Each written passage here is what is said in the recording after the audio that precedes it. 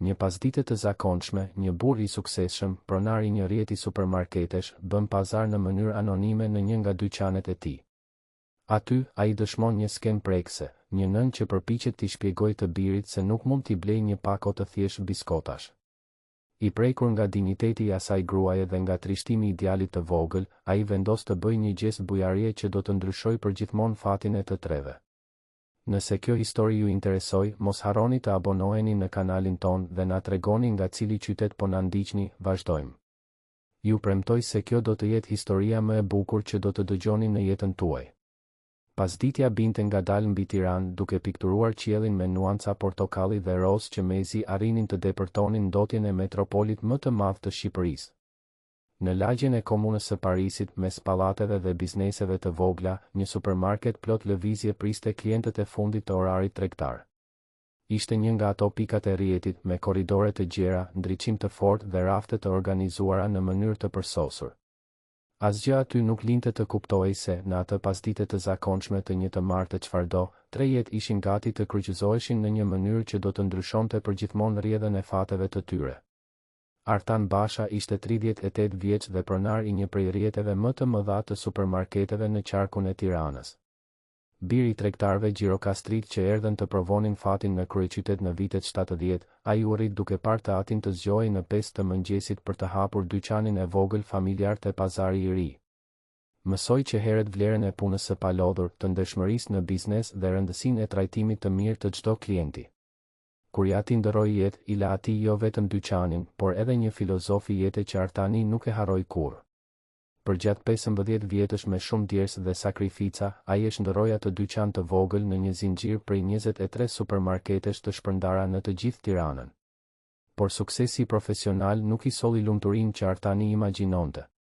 Martesa e tij 10 vjeçare kishte përfunduar 2 vjet më parë, kur gruaja e tij Valbona vendosi se preferonte jetën magjepse të Miamit për krah një biznesmeni amerikan që e njohu në një udhëtim pune. Ata nuk patën fëmijë dhe Artani u zhyt në punë si një mënyrë për të harruar vetminë që pushtonte apartamentin e tij bosh në blok. Edhe pse i rrethuar nga punonjës, furnitor dhe partner biznesi, ai ndihej thellësisht i vetmuar. Diçka mungonte në jetën e tij, një zbrazëti që asnjë sasi parash në botë nuk mund ta mbushte. Atë pasdite, Artani vendosi të bënte diçka që e bënte rrallë. Veshur me xhinse të zbardhura, një këmishë të thjeshtë pambuku dhe një kapele të Yankes që ja kishin dhuruar në një udhëtim në New York.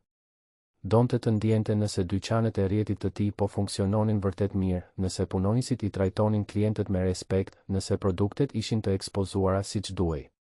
I pëlqente t'i bënte këto vizita të befasishme fshehurazi, pa lajmëruar askënd, thjesht duke vëzhguar dhe ndier atmosferën e vendit. Zgjodhi pikën e komunës së Parisit sepse ishte një nga më të vjetrat e rrjetit dhe kishte një dashuri të veçantë për të. Kur hyri në supermarket, Artani ndjeu ajrin e kondicionuar të ftohtë kundër vapës së shkurtit që po e mundonte qytetin.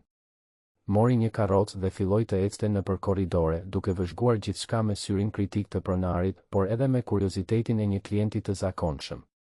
U ndal te sektori i frutave dhe perimeve për të verifikuar cilësinë e produkteve, kaloi pranë repartit të mishit dhe furrës së bukës, analizoi paraqitjen e ofertave.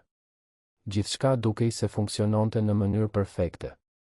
Punonjësit ishin të sjellshëm, raftet ishin të mbushura, dyshemeja e pastër dhe me shkëlqim. Ishte kur arriti te korridori i biskotave dhe ëmbëlsirave që Artani dëshmoi një skenë që do t'ia ndryshonte jetën plotësisht. Në mes të korridorit, e ulur në gjunjë në lartësinë e syve të një fëmije, ishte një grua e re që fliste me zë të ulët me një djalë të vogël. Artani u ndal disa metra pas tyre, duke u shtirur sikur po krahasonte çmimet e disa markave biskotash me krem, por vëmendja e tij ishte tërësisht e përqendruar te ajo nën dhe bir. Gruaja duhet të ishte rreth të 29-tave. Kishte veshur një fustan të thjeshtë jeshil ulliri, nga ata që kushtojnë 2000 lekë në dyqanet e rrobave popullore, tashmë pak i zbardhur nga koha dhe larjet e shumta. Flokët gështenje i kishte mbledhur në një bisht kali të ulët dhe pak të çrregull, sikur të mos kishte pasur kohë të rregullohej siç duhet para se të dilte nga shtëpia. Nuk kishte grim, por lëkura e saj esmere e çelët kishte një bukuri natyrale që nuk kishte nevojë për artific. Ajo që i tërhoqi më shumë vëmendjen Artanit ishin sytë e saj. Edhe nga larg, ai mund të shite se ishin sy të thellë gështenjë, të ngarkuar me një përzierje lodhjeje dhe vendosmërie, trishtimi dhe force në të njëjtën kohë. Djali pranë saj ishte i vogël për 6 vjeç. Kishte flokë të zinj e të drejtë që i binin mbi ballë, sy të mëdhenj e të rumbullakët që dukeshin se ruanin gjithë pafajësinë e botës, dhe kishte veshur një bluzë të partizanit që ishte shumë e madhe për trupin e tij të imël. Në duart e tij të vogla, ai mbante me kujdes të madh një pako biskotash me arusha. Ishte nga ato paketat e thjeshta që kushtonin më pak se 300 lekë, por për atë djalë dukej se ishte thesari më i çmuar në univers. Artani u shtir sikur interesoi për raftin e biskotave të kripura, por veshët i kishte të vëmendshëm të biseda mes nënës dhe birit. Zëri i gruas ishte i ulët, pothuajse një pëshpërim, por ai arrinte të kapte disa fjalë. Ajo i shpjegonte djalit me një durim të pafund dhe një dhimbje të dukshme në zë, se nuk mund t'i merrnin biskotat atë ditë. Artani pa fytyrën e vogëlushit të shtrembëroi, duke u përpjekur të kuptonte, duke u përpjekur të mos qante. Djali e shikoi paketën në duart e tij sikur po mbante diçka që së shpejti do t'i duhej ta braktiste, e përkëdheli ambalazhin me gishtat e vegjël dhe pastaj, me një delikatesë që ia theu zemrën Artanit, e vendosi paketën përsëri në raft. Por para se t'i lëshonte plotësisht biskotat, djali u kthye nga jama dhe i tha diçka që Artani nuk arriti ta dëgjonte. Gruaja uli kokën dhe Artani pa supet e saj të dridheshin lehtë. Ajo po qante, duke u përpjekur t'i fshite lotët nga i biri. Pas disa sekondash, ajo ngriti fytyrën, fshiu shpejt syt me kurrizin e dorës dhe i buzëqeshi djalit, një buzëqeshje e trisht por plot dashuri. E kapi për dorë dhe filloi të ecte nëpër korridor drejt arkës, duke shtyrë një karrocë që kishte vetëm disa artikuj, më themeloret, ato rreptësisht të nevojshme për të mbijetuar. Artani mbeti aty i palvizur, duke mbajtur një pako çfarëdo biskotash që as nuk e dinte se çfarë ishte, duke ndier diçka të çuditshme të ndodhte brenda tij. Ishte sikur një dorë e padukshme t'ia kishte shtrënguar zemrën me forcë. Ajo s'ken kaq e thjeshtë dhe kaq shkatëruese në të njëjtën kohë kishte zgjuar tek ai një emocion që nuk e ndjente prej shumë kohësh. Nuk ishte tamam keqardhje. Ishte diçka më e thellë, një përzierje admirimi për dinjitetin e asaj nëne, trishtimi për realitetin e ashpër që ata jetonin dhe një dëshirë e pashpjegueshme për të bërë diçka, çfarëdo qoftë, për ta ndryshuar atë situatë. Ai shikoi paketën e biskotave që djali e kishte kthyer në raft dhe ndiu një lëmsh në fy.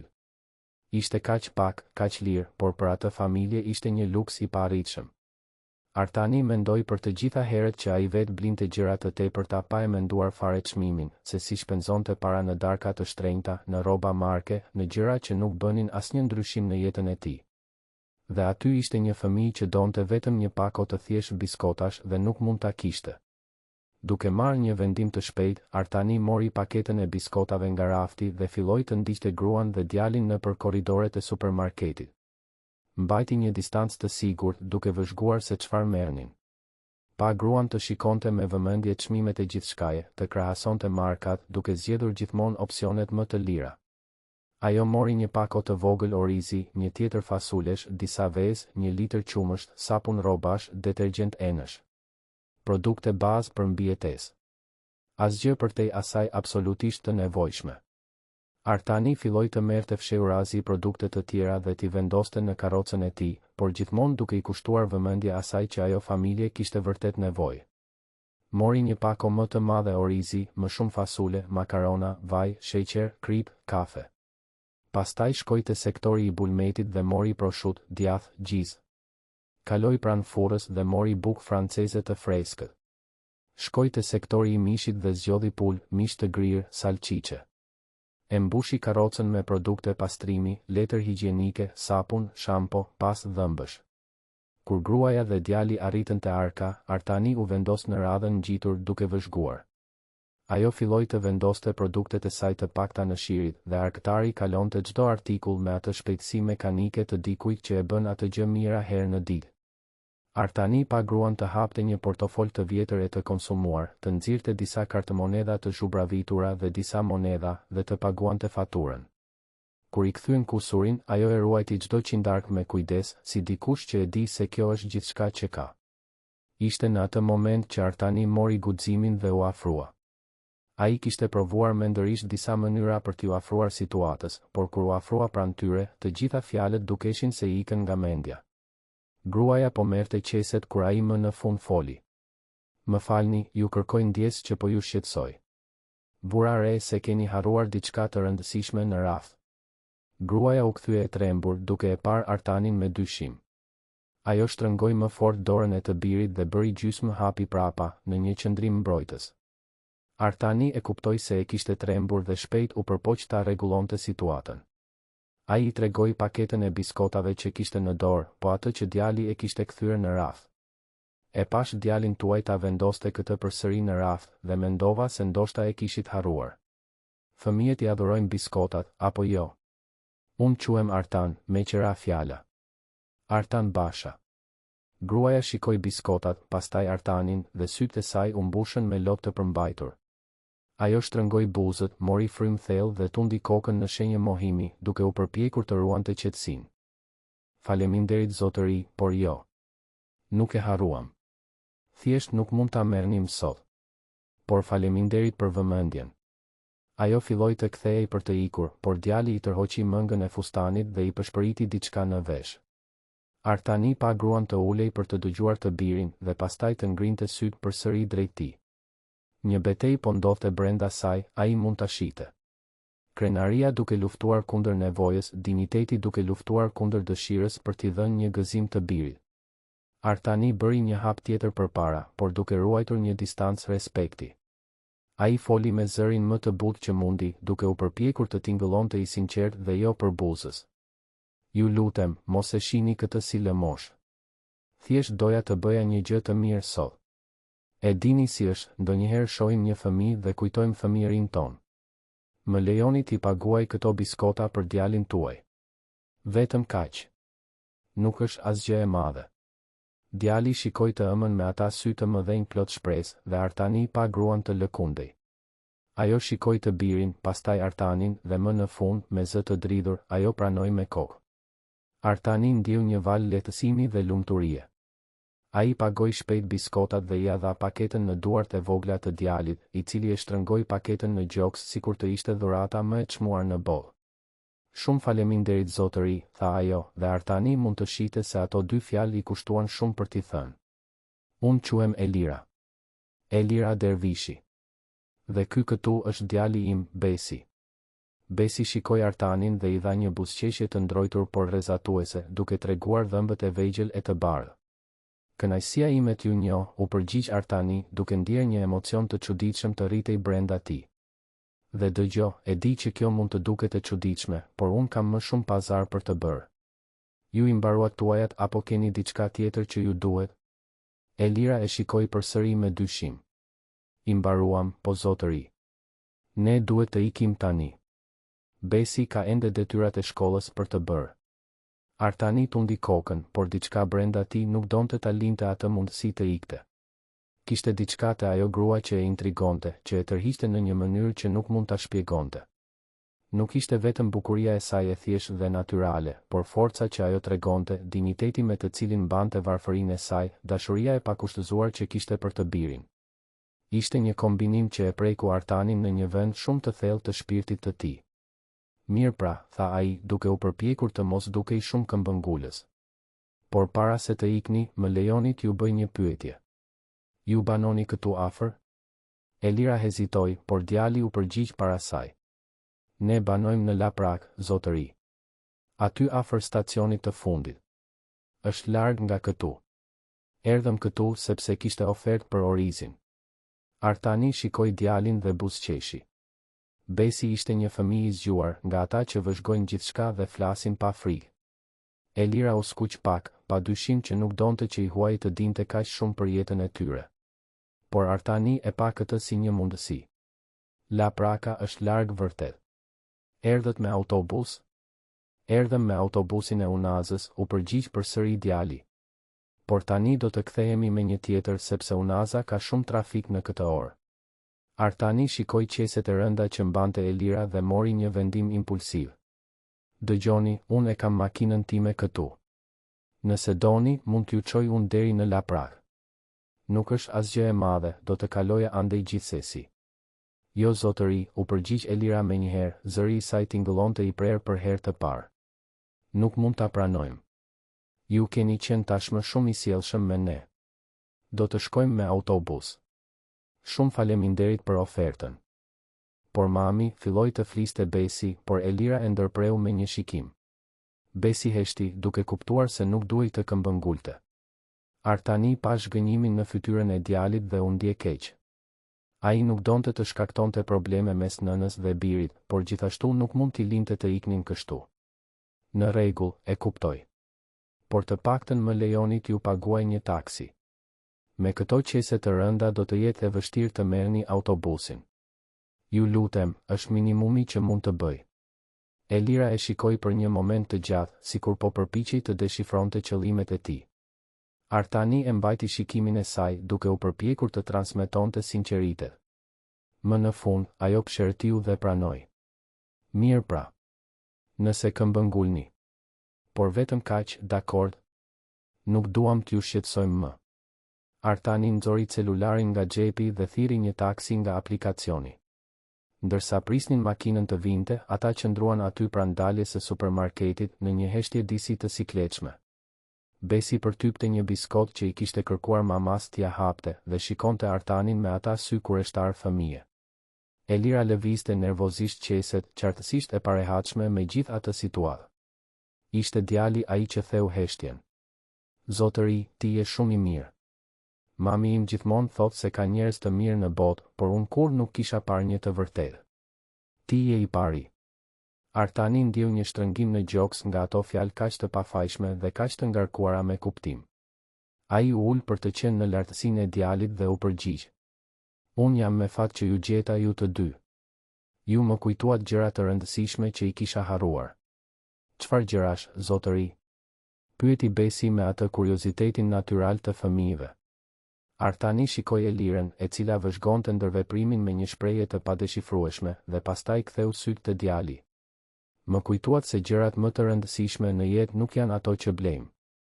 Janë njerëzit që duam dhe që na duan. Besi i buzëqeshi, atë buzëqeshje të pastër dhe të sinqertë që vetëm fëmijët mund ta japin. Ti je vetëm zotëri? Nuk ke askënd që të do? Pyetja e kapi Artanin të papërgatitur. Ai ndjeu një therrje dhimbjeje në gjoks, por u përpoq të mos e tregonte. Unë kam familjen time, vëllain tim, nënën time. Por po, unë jetoj vetëm. Atëherë ti je si ne, tha Besi me natyrshmëri. Edhe ne jemi vetëm unë dhe mami im. Por është në rregull sepse ne e duam shumë njëri tjetrin. Mami im është mami më e mirë në të gjithë botën. Elira u ul dhe përqafoi të birin duke fshehur fytyrën në flokët e tij. Artani pa supet e saj të dridheshin përsëri dhe e kuptoi se ajo po luftonte për të mos qarë para tij. Ajo dashuri mes nënës dhe birit ishte kaq intensive, kaq e pastër, saqë Artani ndjeu një zili të mirë për këtë. Ai kishte gjithçka që paratë mund të blinin, por nuk kishte atë që kishin ata të dy. Një lidhje të pathyeshme, një dashuri të pakushtëzuar, një forcë që vinte nga brenda dhe që nuk varej nga pasuritë materiale. Celulari i Artanit sinjalizoi se taksia po arrinte. Ai shikoi ekranin dhe pastaj Elirën. Makina po vjen. Një Corolla ngjyrë gri. Do të ndaloj aty përballë. Elira lëshoi Besin dhe u ngrit në këmbë, duke lëmuar fustanin e zhubravitur. Ajo shikoi Artanin dhe për herë të parë skicoi një buzëqeshje, të vogël por të vërtetë. Shumë faleminderit zotëri. Me të vërtetë. Ju nuk kishit nevojë të bënit asgjë nga këto. Zoti ju shpërbleft për mirësinë tuaj. Artani ndjeu se ishte koha e lamtumirës, por diçka brenda tij nuk donte t'i linte të largoheshin kështu. Ai duhej të bënte diçka më shumë, duhej të gjente një mënyrë për ta ndihmuar atë familje me të vërtetë, jo vetëm me gjeste të rastësishme bamirësie. Një ide filloi të formohej në mendjen e tij. Elira, e thiri ai para se ajo të kthehej për të ikur. Mund t'ju bëj një pyetje? Ju punoni? Keni ndonjë punë për momentin? Pyetja dukej se e vuri përsëri në mbrojtje. Ajo e shikoi me atë dyshim që ju kthye në sy. Pse doni ta dini zotëri? Artani ngriti duart në një gjest paqësor. Qetësohu, nuk është asgjë e madhe. Thjesht po mendoja. Unë kam një kompani dhe ne gjithmonë kemi nevojë për njerëz të mirë për të punuar. Njerëz të besueshëm, punëtor, të ndershëm. Dhe unë pata një përshtypje shumë të mirë për ju. Ju më dukeni pikërisht tipi i personit që unë kërkoj. Elira mbeti në heshtje për disa sekonda, duke përpunuar atë që sapo kishte dëgjuar. Pastaj tundi kokën. Zotëri, nuk e di se çfarë keni parë tek unë për të menduar kështu. Unë kam vetëm gjimnazin e përfunduar. Nuk kam përvojë në zyrë apo diçka të tillë. Kam punuar në një lokal të vogël deri para 3 muajsh, por pronari e mbylli biznesin. Që atëherë po kërkoj punë, por nuk gjej dot asgjë. Kështu që faleminderit për ofertën, por mendoj se po i ngatërroni gjërat. Artani tundi kokën. Jo, nuk po ngatërroj asgjë. Nuk po ofroj një post drejtues apo diçka të tillë. Por jam i sigurt se ju jeni një person me vlerë. Dhe njerëzit me vlerë janë të rrallë. Dëgjoni, më lejoni t'ju jap kartë vizitën time. Mendohuni për atë që ju thash. Nëse doni një mundësi, më telefononi. Bisedojmë më mirë për këtë. Ai nxori një kartë vizit nga portofoli dhe ia zgjati Elirës. Ajo shikoi kartën, por nuk bëri asnjë lëvizje për ta marrë. Artani pa rezistencën e saj dhe vendosi të mos këmbëngulte. E vendosi kartën mbi një nga qeset që ajo mbante. Corolla gri sapo kishte ndaluar përballë supermarketit. Udhë të mbar Elira. Edhe ti Besi. Kujdesuni për njëri tjetrin. Dhe Elira, të lutem, mendoje atë që të thash. Elira tundi kokën pa thënë asgjë, mori qeset dhe kapi dorën e të birit. Besi i bëri me dorë Artanit para se të hynte në makinë. Artani mbeti aty përballë supermarketit duke parë taksin të largohej në trafikun e rënduar të komunës së Parisit. Ai vazhdoi të shikonte derisa makina u zhduk në cep të rrugës dhe edhe pas kësaj vazhdoi të qëndronte aty i palvizur duke menduar për gjithçka që sapo kishte ndodhur. Diçka kishte ndryshuar brenda tij atë pasdite. Ishte sikur një derë që kishte qenë e mbyllur prej shumë kohësh ishte hapur. Artani hyri përsëri në supermarket, mori karrocën e tij ende plot me blerje që i kishte ndarë duke menduar për Elirën dhe Besin dhe shkoi te Arka. Pagoi gjithçka, kërkoi t'i paketonin mirë dhe i la qeset në makinën e tij, një BMW diskret që ishte parkuar nën tokë. Ndërsa kthehej me makinë për në apartamentin e tij në blok, Artani nuk mund ta hiqte nga mendja imazhin e atij djali që mbante biskotat dhe të nënës që luftonte për të mos qarë. Ai mendoi se sa familje si ajo ekzistonin në Tiranë, sa nëna punonin fort për t'u dhënë minimumin fëmijëve të tyre, sa fëmijë duhej të mësonin që herët kuptimin e fjalës mungesë. Kur arriti në shtëpi, ai u ngjit në apartamentin e tij në katin e 15, hyri dhe hodhi çelsat në komodinën e hyrjes. Apartamenti ishte i madh, modern, i dekoruar nga një arkitekte e famshme. Kishte 3 dhoma gjumi, një sallon të madh me tavan të lartë, kuzhinë të hapur të pajisur me elektroshtëpiake të teknologjisë së fundit, 2 vende parkimi në garazh. Gjithçka shumë e bukur, gjithçka shumë e shtrenjtë, gjithçka shumë e zbrazët. Artani shkoi te balkoni dhe mbeti duke parë qytetin poshtë. Dritat filluan të ndizeshin duke formuar atë mozaik kaotik që ishte Tirana natën. Miliona njerëz që jetonin jetët e tyre, secili me luftërat, ëndrat, dhimbjet e veta. Dhe diku në laprak, ndoshta në një apartament të vogël ose një shtëpi të thjeshtë, Elira po përgatiste darkën për Besin ndërsa ai bënte detyrat e shtëpisë, të dy duke jetuar me kaq pak por duke pasur kaq shumë më tepër se ai. Artani pyeti veten nëse Elira do ta telefononte. Nëse do ta konsideronte ofertën e punës apo do ta hidhte kartën duke menduar se ai ishte thjesht një tjetër i pasur që i vinte keq për të varfrit. Ai shpresonte që ajo të telefononte. Jo vetëm sepse donte ta ndihmonte, por sepse kishte ndjerë diçka kur e shikoi në sy. Një lidhje, një shkëndi, diçka që nuk e ndjente prej shumë kohësh. Ishte shumë herët për të kuptuar se çfarë ishte, por Artani e dinte se nuk ishte indiferencë. Ai shkoi në kuzhinë dhe hapi një nga qeset që kishte bler. Nxori biskotat me arusha, po ato që Besi i donte aq shumë, dhe mbeti duke parë ambalazhin. Ishte kaq e thjeshtë, kaq e lirë, por kishte pasur kaq shumë kuptim për atë djalë. Artani hapi paketën dhe hëngri një biskot. Ishte e ëmbël, e thjeshtë, asgjë e veçantë. Por në atë moment, për të, kishte shijen e shpresës se ndoshta, vetëm ndoshta, jeta e tij ishte gati të fitonte një kuptim të ri. Kaluan 3 ditë nga takimi në supermarket dhe Artani nuk mund të ndalonte së menduari për Elirën dhe Besin. Çdo natë, para se të flinte, e gjente veten duke imagjinuar nëse ishin mirë, nëse kishin mjaftueshëm për të ngrënë, nëse djali ishte i lumtur. Gjatë mbledhjeve të punës, mendja i endej në atë pasdite në komunën e Parisit. Ai kontrollonte celularin çdo gjysmë ore, duke pritur një telefonat që këmbëngulte të mos vinte. Të premten në mëngjes, Artani ishte në zyrën e tij në qendër të Tiranës, në katin e 22 të një godine biznesi në bulevardin Dëshmorët e Kombit. Zyra ishte e gjerë, me një pamje të privilegjuar të qytetit, por në atë moment ai mezi shikonte jashtë. Por i shikonte tabelat e shitjeve kur sekretarja e tij, Teuta, një grua efikase rreth të 40-tave që punonte me të prej më shumë se 10 vjetësh, trokiti në derë. Artan, ke një telefonat në linjën 3. Një grua me emrin Elira. Nuk deshi të jepte mbiemrin, por tha se i dhe një kartë vizit dhe i kërkove të telefononte. Artanit i rahu zemra fort. U përpoq të mos tregonte shumë entuziazëm para Teutës, por e dinte se syt i kishin shkëlqyer. Lidh, Teuta, faleminderit.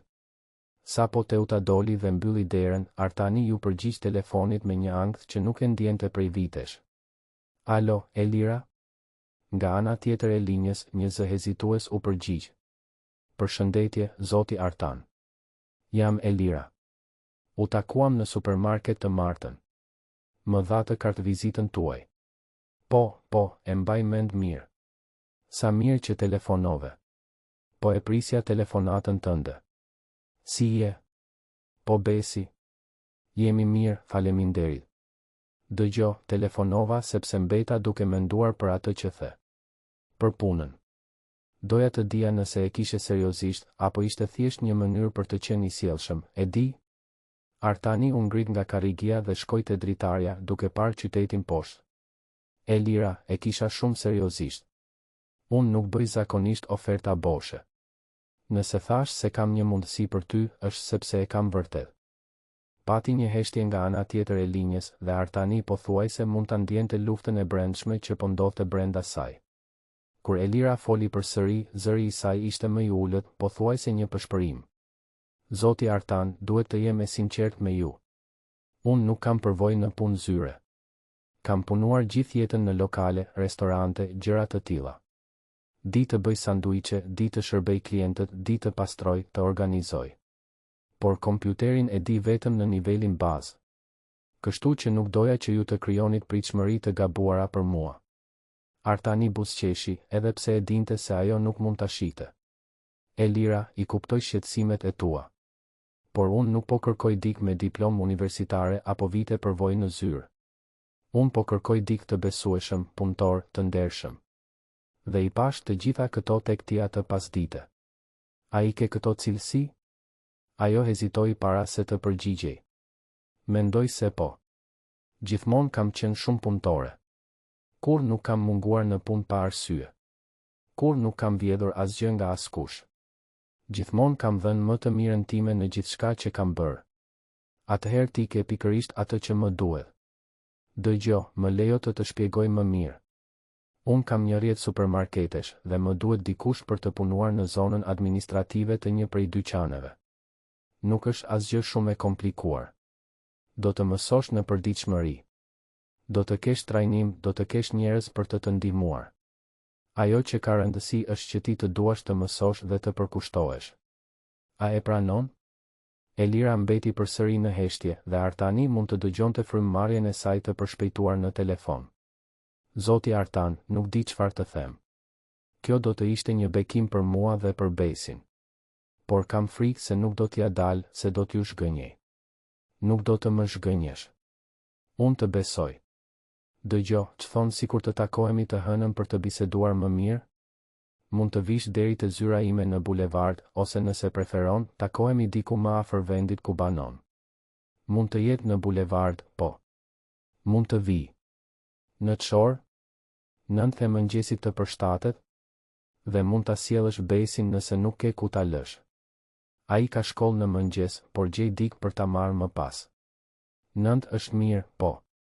Shumë faleminderit zoti Artan. Ju as nuk e imagjinoni se sa shumë do të thotë kjo për mua. E imagjinoj, Elira. Dhe mund të më thërasësh thjesht Artan, pa këtë zoti. Do të punojmë bashkë, kështu që do të jemi kolegë.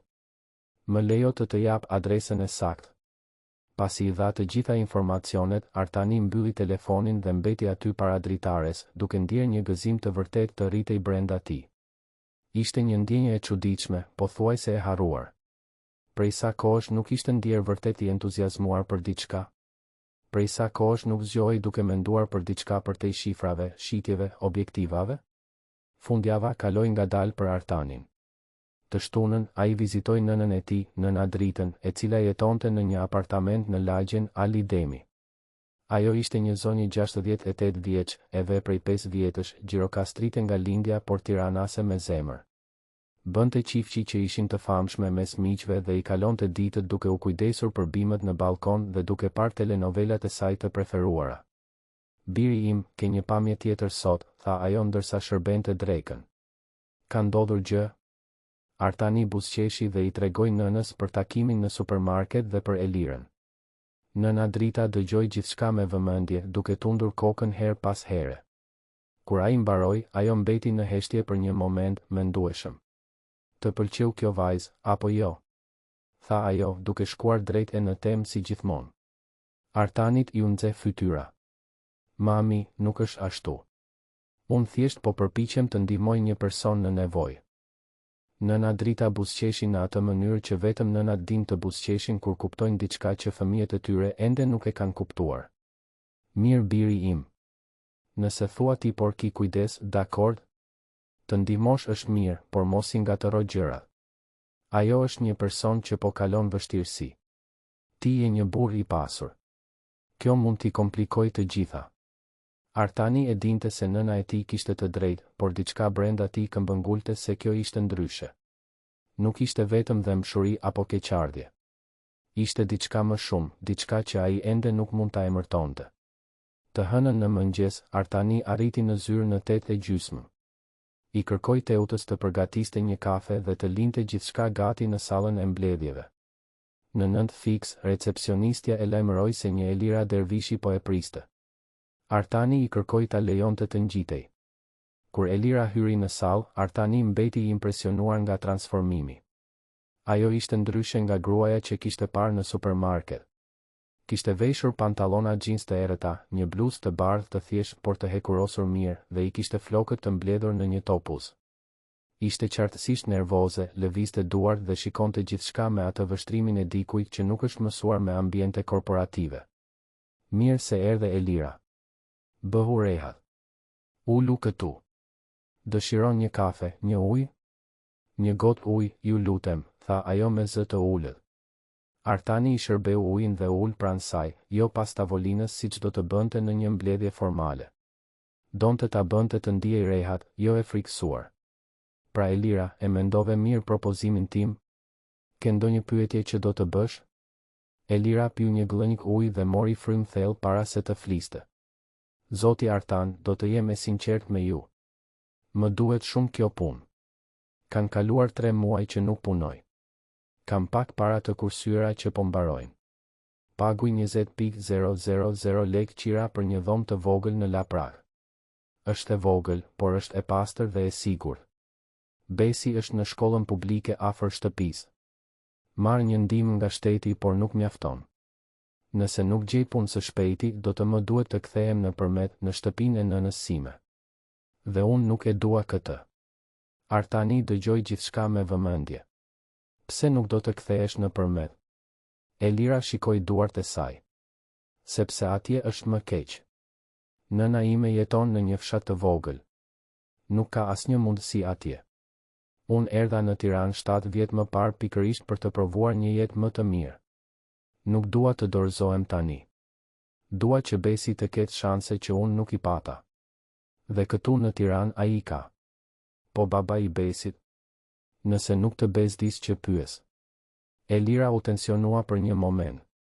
Baba I ti nuk është pjesë e jetës son. Kur nuk ka qenë. Kur zbulova se isha 7 zën, ai u zhduk. E kam rritur Besin vetëm që kur lindi. Jemi vetëm unë dhe ai.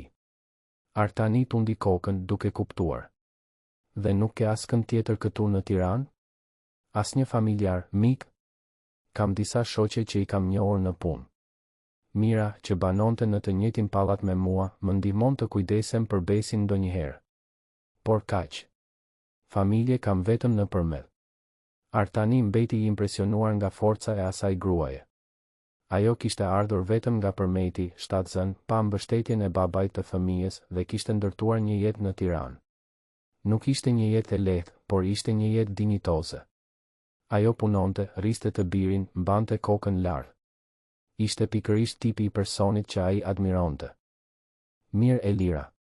Atëherë më lejo të shpjegoj saktësisht se cila do të ishte puna jote. Do të vendos në pikën e komunës së Parisit, po atë ku u takuam. Do të punosh në sektorin administrativ duke ndihmuar menaxheren Alma. Do të jenë gjëra si organizimi i dokumenteve, kontrollimi i faturave, regjistrimi në kompjuter. Gjëra që do t'i mësosh duke i bërë. Orari do të ishte nga ora 9 e mëngjesit deri në 6 të pasdites, nga e hëna në të premte. Të shtunën punon gjysmë dite deri në mesditë. Paga fillestare do të ishte 50.000 lekë në muaj plus sigurimet, transporti dhe ushqimi. Sytë e Elirës u zmadhuan. 50.000 lekë? Por kjo është më shumë se sa fitoja në lokalin ku punoja. Jeni i sigurt? Po, jam. Dhe nëse ja del mirë, pas 3 muajsh e rishikojmë këtë vlerë. Çfarë thua? Elira filloi të qante. Ishin lopë të heshtur që i rridhnin në përfaqe pa bërë asnjë përpjekje për t'i mbajtur. Ajo mbuloi fytyrën me duar dhe supet filluan t'i dridheshin. Artani mbeti pa ditur çfarë të bënte për një moment, por pastaj u ngrit, mori një kuti me facoleta dhe ja vendosi pranë në tavolinë. Më falni, tha ajo mes lotësh. Thjesht nuk e besoj se kjo po ndodh. Duket si një ëndër. Këto 3 muajt e fundit kanë qenë më të vështirët e jetës sime. Kam arritur të rri pa ngrënë që të mos i mungonte Besit. Tashmë po mendoja të dorëzohesha nga gjithçka. Dhe pastaj pa pritur shfaqet një engjëll në jetën time. Artani ndjeu një lëmsh në fyt. Unë nuk jam engjëll, Elira. Unë jam thjesht një burr që njohu një person me vlerë kur e pa. Ti e meriton këtë mundësi. Dhe jam i sigurt se do të bësh një punë të shkëlqyer. Elira fshiu lotët dhe e shikoi me ata sy gështenjë plot mirënjohje dhe vendosmëri. Ju premtoj se nuk do të pendoheni. Do të punoj shumë. Do të jap më të mirën time çdo ditë. Do të provoj se nuk gabuat që më besuat. E di që do ta bësh. Tani, a mund të fillosh nesër? Apo ke nevojë për disa ditë për të organizuar? Mund të filloj nesër, po. Vetëm duhet të merrem vesh me mirën për të marrë Besin nga shkolla. Por ja dal. Shkëlqyeshëm. Atëherë nesër në 9 paraqitu në dyqanin e komunës së Parisit. Pyet për Almën, menaxheren. Unë do ta lajmëroj atë që do të vish. Dhe Elira, një gjë e rëndësishme. Askush atje nuk ka nevojë ta di se si u takuam. Kjo mbetet mes meje dhe teje, dakord? Nuk dua që njerëzit të trajtojnë ndryshe apo të bëjnë thashe theme. Do të hysh atje si çdo punonjëse e re. Elira pranoi me kokë. Lëre në dorën time. Nuk do t'i them asgjë askujt. Pasi Elira doli, Artani mbeti vetëm në zyrë për një kohë të gjatë, duke parë nga dritarja. Ai e dinte se kishte bërë gjën e duhur duke i dhënë asaj mundësi, por gjithashtu e dinte se duhej të kishte kujdes. Nëna e tij kishte të drejtë. Situata ishte delikate. Ai ishte pronari i kompanisë, ajo një punonjëse. Ai ishte i pasur, ajo ishte e varfër. Çdo përfshirje mes tyre do të ishte e komplikuar dhe potencialisht problematike. Por edhe duke e ditur këtë, Artani nuk mund ta mohonte se ndjente diçka për Elirën. Ishte një tërheqje që shkonte përtej fizikes. Ishte admirim për forcën e saj, për karakterin e saj, për mënyrën se si e donte të birin. Ishte një lidhje emocionale që ai nuk priste ta ndjente. Dhe sa më shumë përpiqej t'i shtypte këto ndjenja, aq më shumë ato këmbëngulnin të shfaqeshin. Në javët në vijim, Artani e gjeti veten duke shpikur justifikime për të vizituar dyqanin e komunës së Parisit. I thoshte vetes se thjesht po kontrollonte nëse Elira po përshtatej mirë, por thellë e dinte se ishte më shumë se kaq. Donte ta shihte, donte të dinte si ishte, donte të ishte i sigurt se kishte marrë vendimin e duhur. Dhe sa herë që e shihte, siguria e tij rritej. Elira ishte një punonjëse e jashtëzakonshme. Arrinte gjithmonë 15 minuta para orarit, kur nuk e hiqte syrin nga puna, mësonte shpejt, nuk ankohej për asgjë. Alma, menaxherja, i tha Artanit se Elira ishte punësimi më i mirë që dyqani kishte bërë në vite. Por nuk ishte vetëm profesionalizmi i Elirës që e impresiononte Artanin. Ishte mënyra se si ajo ndërvepronte me punonjësit e tjerë, gjithmonë e sjellshme, gjithmonë e gatshme të ndihmonte. Ishte mënyra se si fliste për të birin me kaq krenari dhe dashuri. Ishte drita në sytë e saj kur mori rrogën e parë dhe i tregoi Almës, pa e ditur se Artani po dëgjonte, se më në fund mund t'i blinte atletet të reja Besit. Një ditë, 4 javë pasi Elira kishte filluar punë, Artani ishte në dyqan duke bërë një mbledhje me menaxherët kur pa nga dritarja e sallës një skenë që e bëri të ndalonte në mes të një fjalie. Elira ishte në oborin e pushimit të punonjësve, ulur në një stol, dhe pranë saj ishte Besi me uniformën e shkollës. Ishte e shtunë, dhe ajo kishte punuar deri në mesdil. Duhet ta kishte marrë të birin dhe ta kishte sjellë në dyqan ndërsa mbaronte diçka. Djali po i tregonte një fletore nënës, ndoshta detyrat e shtëpisë, dhe ajo shikonte me kaq vëmendje, me kaq interes, saqë Artani ndjeu zemrën t'i shtrëngohej. Ai kërkoi falje shpejt nga mbledhja duke thënë se duhej të zgjidhte diçka urgjente dhe doli nga salla. Kur arriti në obor, Besi ishte i pari që e pa. Xhaxhi Artan. Bërtiti djali dhe vrapoi drejt tij. Artani u ul dhe djali ju hodh në krah në një përqafim të ngushtë. Ai, Xhaxhi Artan, e kapi plotësisht të papërgatitur, por në të njëjtën kohë ia mbushi zemrën me një gëzim që nuk e dinte se ishte e mundur ta ndjente. Përshëndetje kampion. Si je? Ka kaluar kohë që nuk shihemi. Jam mirë Xhaxhi Artan. Shiko, mora 10 në provimin e matematikës. Do ta shohësh? Besi i tregoi me krenari fletoren me provimin. Artani e ekzaminoi me vëmendje, e lavdëroi për punën dhe pastaj shikoi Elirën, e cila ishte ngritur dhe qëndronte aty me një shprehje të vështirë për t'u deshifruar. Kishte befasi, gëzim, por edhe një farë sikleti. Përshëndetje Artan. Më fal që e solla Besin këtu. Thjesht Mira nuk mund ta merrte sot dhe nuk kisha ku ta lija. Mos u shqetëso Elira, asnjë problem. Besi është gjithmonë i mirë pritur këtu. Dhe urime për 10 në provim kampion. Je shumë i zgjuar. Është mami im që më ndihmon të mësoj, tha Besi me krenari. Ajo është shumë e mirë në matematikë. Artani i buzëqeshi Elirës, e cila u skuq. Të tre qëndruan duke biseduar aty në obor për disa minuta, me Besin që tregonte histori nga shkolla dhe Elirën që përpiqej ta bënte të birin të fliste më ulët për të mos shqetësuar. Artani ishte kaq i zhytur në atë moment, kaq i lumtur që ishte aty me të dy, saqë as nuk e vuri re kur Alma u afrua. Artan, më fal që ndërhyj, por njerëzit në mbledhje po presin të kthehesh. Realiteti i ra Artanit si një kovë me ujë të ftohtë. Ai ishte aty duke biseduar me një punonjëse dhe të birin e saj ndërsa linte një sallë plot me menaxher duke pritur. Kjo nuk ishte profesionale. Kjo mund të gjeneronte komente. Ah, po, sigurisht. Po kthehem. Ai u kthye nga Besi. Ishte kënaqësi të shihja kampion. Vazhdo të mësosh kështu se do të shkosh larg. Dhe Elira, çdo gjë që të duhet, fol me Almën, dakord? Po, në rregull. Faleminderit Artan. Artani u kthye në sallën e mbledhjes, por mendja e tij nuk ishte më aty. Ishte me Elirën dhe Besin në obor, në atë moment të thjesht por kaq të përsosur. Dhe ishte në atë çast që ai kuptoi diçka që e friksoi dhe e mbushi me shpresë në të njëjtën kohë. Ai po binte në dashuri me Elirën. Nuk ishte më vetëm admirim apo tërheqje. Ishte dashuri. Një dashuri që po rritej brenda tij në mënyrë të pashmangshme dhe të frikshme. Por ai e dinte se nuk mund ta tregonte këtë. Jo akoma. Jo për sa kohë që Elira ishte punonjësja e tij. Jo për sa kohë që ajo varej financiarisht prej tij. Do të ishte e padrejtë, do të ishte jo etike, do të ishte gabim. Ai duhej të priste. Duhej ta linte Elirën të stabilizohej, të fitonte besim, të ndihej e sigurt në jetën e saj të re. Dhe atëherë, ndoshta, ai mund të rrëfente atë që ndjente. Ndoshta. Kaluan 2 muaj që kur Elira filloi të punonte në rrjetin e supermarketeve të Artanit dhe jeta e saj kishte ndryshuar plotësisht. Ajo nuk zgjoi më me atë ankth se si do t'i paguante faturat në fund të muajit. Besi ishte më i lumtur, më i shëndetshëm, kishte rroba të reja dhe materiale shkollore të plota.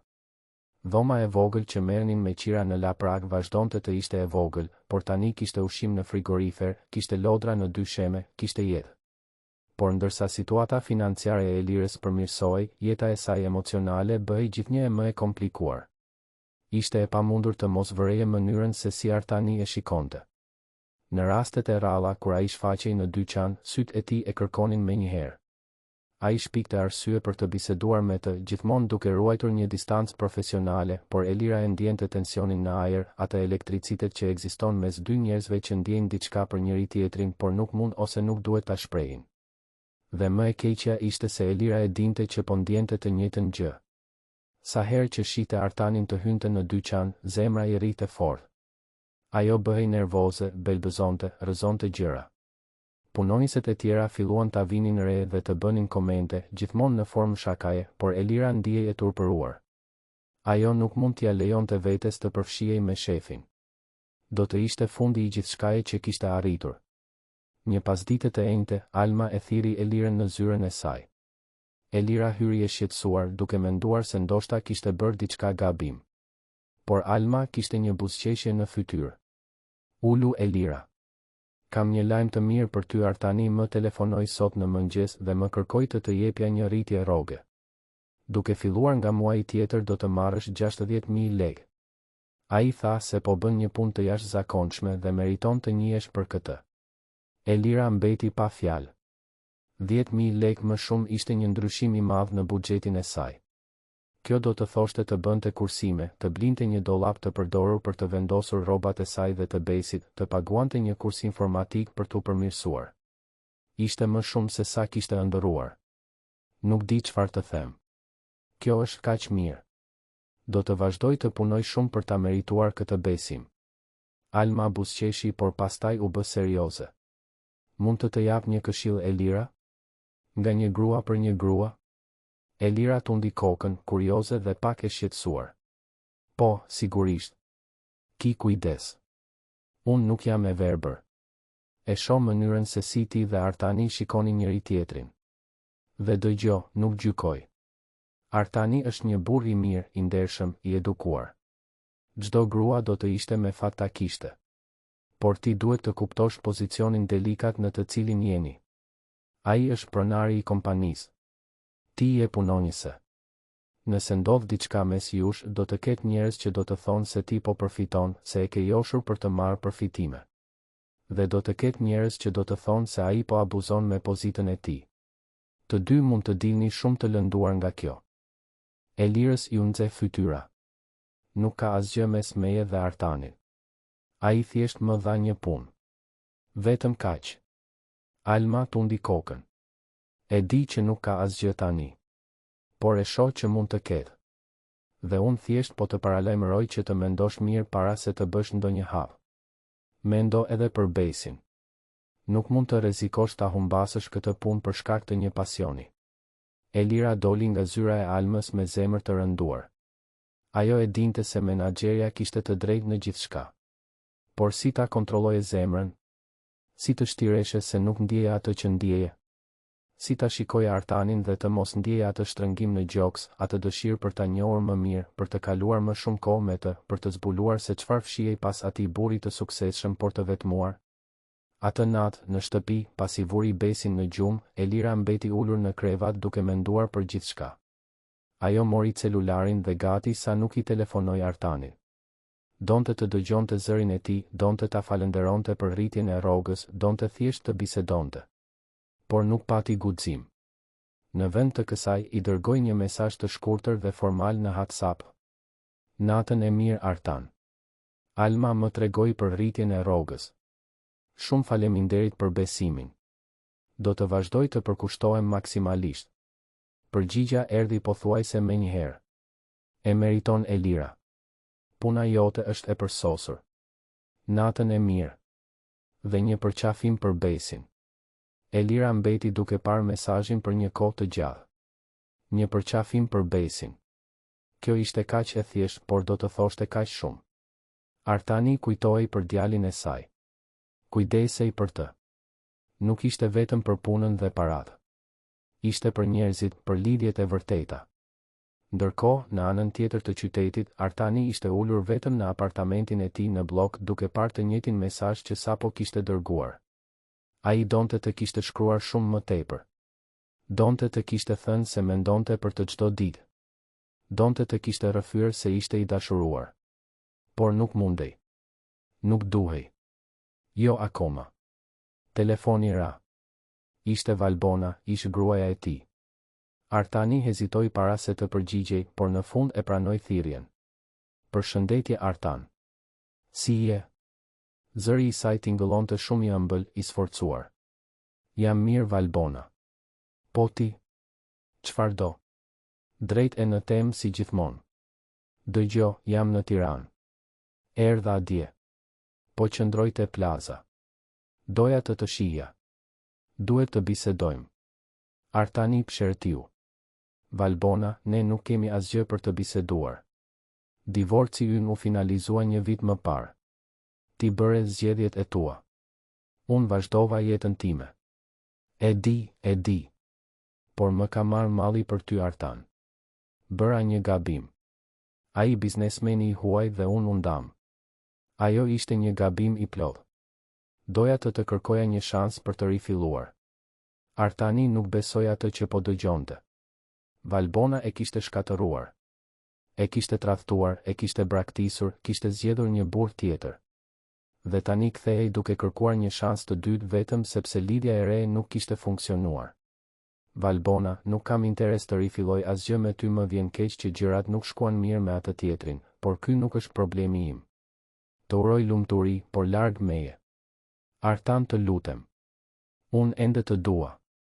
Gabova, por e kuptova se ti je burri i jetës sime. Më jep vetëm një shans të ta provoj këtë. Jo Valbona. Përgjigja ime është jo. Duhet ta mbyll tani. Kujdesu për veten. Artani mbylli telefonin dhe e hodhi në divan. Ai nuk ndjente asgjë për Valbonën. As zemërim, as dashuri, as mall.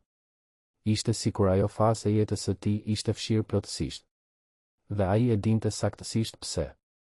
Sepse zemra e tij i përkiste tashmë një personi tjetër. Një personi që nuk mund ta kishte, por që zinte të gjitha mendimet e tij. Ditët u shndërruan në javë dhe Artani filloi të ndjente se nuk e duronte më atë situatë. Ai duhej të fliste me Elirën, duhej të dinte nëse ajo ndjente të njëjtën gjë si ai. Por sa herë që merrte guximin, kujtonte fjalët e nënës, komplikimet që kjo mund të sillte, rrezikun për ta vënë Elirën në një pozitë të vështirë. Ishte atëherë kur u shfaq një mundësi e papritur. Kompania po organizonte një festë fundviti për të gjithë punonjësit. Do të ishte në një klub pranë liçenit të Farkës, me mish të pjekur, muzikë, argëtim për fëmijët. Të gjithë punonjësit mund të merrnin familjet e tyre. Artani e dinte se Elira do të ishte atje me Besin dhe mendoi se ai do të ishte momenti i përsosur për të biseduar me të në mënyrë më informale, larg ambientit të punës. Në ditën e festës, një eshtunë me diell nëntori, Artani arriti në klub rreth orës 11 të mëngjesit. Vendi ishte tashmë plot me punonjës dhe familjet e tyre. Kishte fëmijë që vraponin kudo, zgarat tymosnin, muzika luaj. Artani përshëndeti të gjithë, bisedoi me menaxherët, falenderoi punonjësit për punën e vitit. Por sytë e tij kërkonin vetëm një person. Ai e gjeti ulur në një tavolinë në një pemë, duke parë Besin të luante në këndin e lojrave me fëmijë të tjerë. Ajo kishte veshur një fustan të thjeshtë pambuku me lule, flokët e lëshuar i binin mbi supe dhe kishte një buzëqeshje në fytyrë ndërsa vëzhgonte të birin të argëtohej. Artani mbeti për një moment duke e parë, duke menduar se si dikush mund të ishte kaq i bukur pa u përpjekur fare. Ai u afrua ngadalë. Mund të ulem? Elira u trem nga zëri i tij dhe u kthye shpejt. Sigurisht, mundesh, tha ajo, duke bërë vend në tavolinë. Artani u ul pranë saj, duke ruajtur një distancë respekti. Besi po argëtohet. Po i pëlqen shumë. Tashmë ka bërë 3 miq të rinj. Dhe ka ngrënë aq shumë sa kam frikë se do t'i bjerë të fikët. Të dy qeshën dhe mbetën në heshtje për disa çaste, thjesht duke vëzhguar fëmijët të luanin. Ishte një heshtje e rehatshme, por edhe e ngarkuar me tension. Elira, doja të thoja diçka. Filloi Artani, por u ndërprej nga zëri I një gruaje. Artani dashur. Surprizë të gjej këtu. Artani u kthye dhe ndjeu stomakun t'i fundosej. Ishte Valbona. Ajo ishte aty në klub, e veshur me një fustan të shkurtër dhe taka të larta plotësisht të papërshtatshme për një festë të rastësishme. Kishte një grim të rëndë dhe një buzëqeshje që nuk I arrinte sy. Valbona, çfarë bën këtu? Erdha të shoh. Nuk u përgjigjesh telefonatave të mia, kështu që vendosa të vi personalisht. Duhet të bisedojmë Artan. Është e rëndësishme. Elira shikoi nga Artani te Valbona, qartësisht e parehatshme me atë situatë. Ajo filloi të ngrihej. Më falni, do të shoh si është Besi. Nuk ka nevojë të ikësh Elira, tha Artani duke e kapur lehtë për krahu. Valbona po ikte tashmë. Valbona e shikoi Elirën me atë vështrimin që gratë I japin njëra tjetrës kur ndjejnë një kërcënim. Ah, ti duhet të jesh një nga punonjësit e Artanit. Sa e lezetshme. Ke një djalë, apo jo? Duhet të jetë e vështirë të punosh dhe të kujdesesh për një fëmijë vetëm. Toni I Valbonës ishte I ëmbël, por kishte një helm pas tij. Elira e ndjeu insinuatën, gjykimin e maskuar si shqetësim.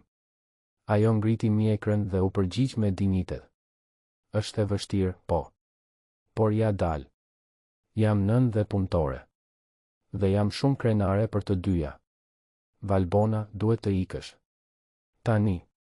Tha Artani, zëri I tij tingëllonte I prerë dhe I irrituar. Ti nuk je e ftuar në këtë event, po pushton një hapësirë private të kompanisë sime. Artan, të lutem, unë vetëm dua të bisedoj. 5 minuta. Kjo është gjithçka që kërkoj.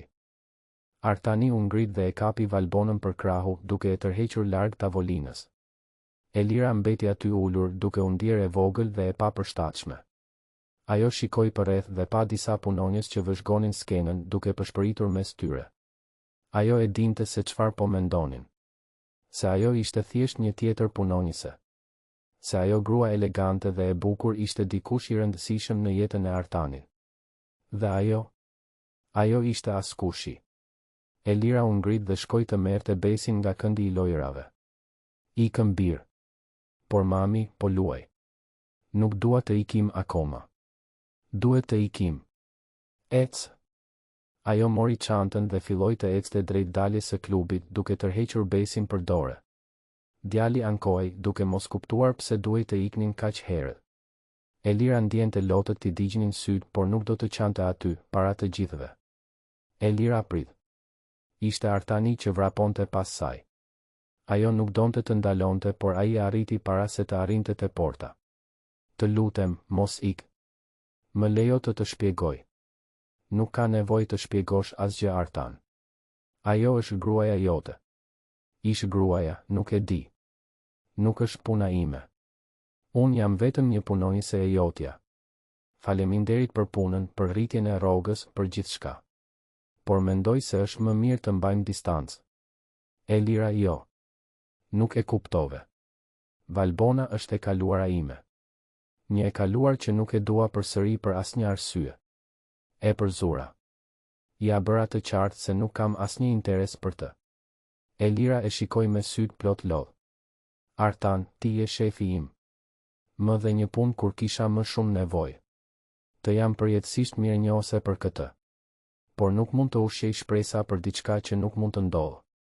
Ti je I pasur, I suksesshëm, banon në një apartament luksos në blok. Unë jam e varfër, banoj në një dhomë të vogël në Laprak, kam një djalë për të rritur vetëm. Ne jemi nga botë të ndryshme. Ajo gruaja atje, sado që të mos të pëlqej, ajo është pjesë e botës tënde. Unë jo. Artani ndjeu sikur mori një grusht në stomak. Elira, ti e ke gabim. Plotësisht gabim. Mua nuk më interesojnë parat, apartamenti luksos, asgjë nga këto. Mua më intereson karakteri, ndeshmëria, dashuria e vërtetë. Dhe ti I ke të gjitha këto. Valbona ka para, por nuk ka asgjë nga ato që kanë vërtet rëndësi. Xhaxhi Artan, pse po e bën mamin tim të qaj? Të dy ulën syt dhe pan Besin që mbante dorën e nënës, me syt e vegjël plot lot gjithashtu. pamja e atij djali që qante ishte e tepërt për Artanin. Ai u ul në lartësinë e Besit. Më fal kampion. Nuk doja ta bëja mamin tënd të qante. Thjesht po përpiqesha t'i shpjegoja diçka. Besi e shikoi Artanin me atë seriozitet që ndonjëherë kanë fëmijët. A të pëlqen mami im Xhaxhi Artan? Artani shikoi Elirën, e cila ishte e skuqur dhe e turpëruar. Por ai vendosi të ishte i sinqert. Po Besi. Më pëlqen shumë mami yt. Ajo është një person shumë i veçantë. Atëherë pse nuk ja thua asaj në vend që të rish vetëm duke e parë? Ne i shikojmë shumë gjërat që na pëlqejnë. Unë e shikoj shumë makinën time të preferuar. Ti e shikon shumë mamin tim. Atëherë ty të pëlqen ajo. Në atë mënyrë të thjeshtë dhe të drejtpërdrejtë që vetëm fëmijët mund të jenë, Besi kishte ekspozuar të vërtetën që të dy të rriturit po përpiqeshin ta fshinin. Artani nuk mundi të mos buzëqeshte. Ti je shumë i zgjuar, e di. Shumë më i zgjuar se unë. Ai u ngrit dhe e shikoi Elirën në sy. Ai ka të drejtë. Nuk duhej të rria vetëm duke parë. Duhej të kisha guximin të flisja. Elira, unë jam i dashuruar me ty, e di që situata është e komplikuar. E di që ka shumë pengesa. Por nuk e duroj dot më të shtirem se nuk ndjej atë që ndjej. Mendoj për ty çdo ditë. Shpik justifikime për të shkuar në dyqan vetëm për të parë. Numëroj orët derisa të më dërgosh ndonjë mesazh. Dhe e di që kjo është çmenduri, e di që mund të komplikoj gjithçka, por duhet të ta thoja. Elira mbeti në heshtje, lotët i rridhnin lirshëm tani. Ajo shikoi Besin, i cili kishte një buzëqeshje në fytyrë, dhe pastaj ktheu syt te Artani. Artan, edhe unë e ndjej këtë. Por kam frikë. Frikë se do të prish gjithçka. Frikë se do të humbas punën. Frikë se do të lodhesh me mua dhe unë do të mbetem pa asgjë përsëri. Frikë se do të lëndoj djalin tim nëse gjërat shkojnë keq. Edhe unë kam frikë. Pranoj Artani. Frikë se do të lëndoj, frikë se nuk do të jem mjaftueshëm i mirë për ty, frikë se nuk do të di si të jem një njerëz i mirë për Besin. Por e di se çfarë kam më shumë frikë. Të lë jetën të kaloj dhe të mos provoj kurrë. Të mbetem duke pyetur veten përgjithmonë se çfarë mund të kishte qenë. Elira mori frym thellë. Po puna? Po njerëzit?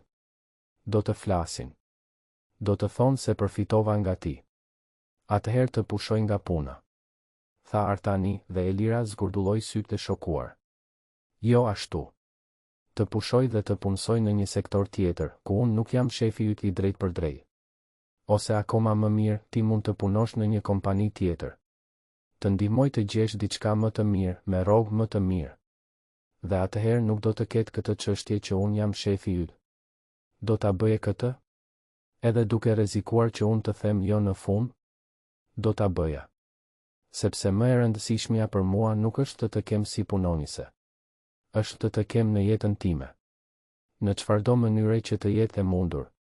Besi tërhoqi dorën e nënës. Mami, pranoje. Xhaxhi Artani është i mirë. Dhe mua më pëlqen. A mund të bëhet babi im? Elira u ul dhe përqafoi të birin, duke qartë tani pa u përpjekur të fshihej. Artani ju bashkua përqafimit duke i mbështjell të dy me krahët e tij. Aty, në portën e atij klubi, me punonjës që vëzhgonin nga larg, të tre formuan një imazh që dukej i përsosur. Një familje e pamundur por e vërtet, e bashkuar jo nga gjaku, por nga diçka shumë më e fortë. Nga dashuria. Javët që pasuan atë fest ishin më intensive dhe transformueset në jetën e Artanit, Elirës dhe Besit. Vërtet, Artani e mbajti premtimin. Të nesërmen e ngjarjes, ai bisedoi me Elirën dhe së bashku vendosën që ajo do të transferohej në një departament tjetër, duke punuar drejt për drejt me burimet njerëzore të kompanisë në një tjetër pikë. Rroga u ruajt me premtimin për rritje të reja sipas performancës së saj. Në këtë mënyrë, Artani nuk do të ishte teknikisht shefi i saj i drejt për drejt, duke eliminuar një pjesë të komplikimeve që ajo marrëdhënie mund të sillte. Por edhe me këtë ndryshim, ata vendosën të ecnin ngadalë. Artani nuk donte të nxitonte asgjë, nuk donte që Elira të ndihej e presionuar apo e parehatshme. Filluan me biseda të gjata në telefon pasi Besi flinte. Elira tregonte për fëmijërinë e saj nëpërmjet se si ishte të rriteshe në fshat, për ëndrat që kishte kur ishte fëmijë. Artani fliste për presionin e menaxhimit të një kompanie, se si ndije i vetmuar edhe pse i rrethuar nga njerëz, se si divorci me Valbonën i kishte lënë shenja të thella. Pak nga pak, ato biseda u shndërruan në takime. Gjithmonë diskrete, gjithmonë respektuese. Artani i merrte Elirën dhe Besin për shëtitje në fundjavë. Shkonin në parkun e madh të liçenit artificial, në kopshtin zoologjik, në teleferikun e Dajtit.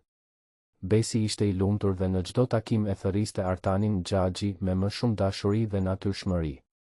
Për atë djalë që kur nuk kishte pasur një figurë atërore, Artani përfaqësonte gjithçka që ai kishte ëndërruar të kishte. Dikush që luante me të, që i mësonte gjëra, që e shikonte nënën e tij me dashuri në sy. Elira, nga ana e saj, po jetonte një dilemë të vazhdueshme të brendshme. Nga njëra anë, po binte në dashuri gjithnjë e më shumë me Artanin. Ai ishte i vëmendshëm, i dashur, respektues i kufive të saj. Kur nuk u përpoq të detyronte asgjë, kur nuk e bëri Elirën të ndiej inferiore për shkak të dallimit social mes tyre. Përkundrazi, ai e trajtonte si të barabartë, vlerësonte opinionet e saj, dëgjonte atë që ajo kishte për të thënë. Por nga ana tjetër, Elira nuk mund të shpëtonte plotësisht nga frika. Frika se kjo ishte e përkohshme, frika se do të dorëzohej plotësisht dhe pastaj do të braktisej përsëri, frika se Besi do të lidhej shumë me Artanin dhe pastaj do të vuante nëse gjërat nuk shkonin mirë. Një natë, rreth një muaj e gjysmë pas asaj bisede në klub, Artani e ftoi Elirën për darkë në shtëpinë e tij. Do të ishte hera e parë që ajo do të shkonte në apartamentin e tij.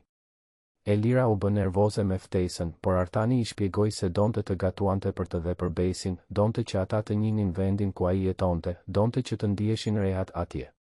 Të shtunën e caktuar, Artani shkoi t'i merrte të dy në dhomën e vogël në La Prah. Kur arriti në adresën që Elira i kishte dhënë, ai mbeti i impresionuar dhe i trishtuar në të njëjtën kohë. Pallati ishte i vjetër, i lënë pas dore, me mure të qëruara dhe një shkallë të ngushtë që dukej e rrezikshme.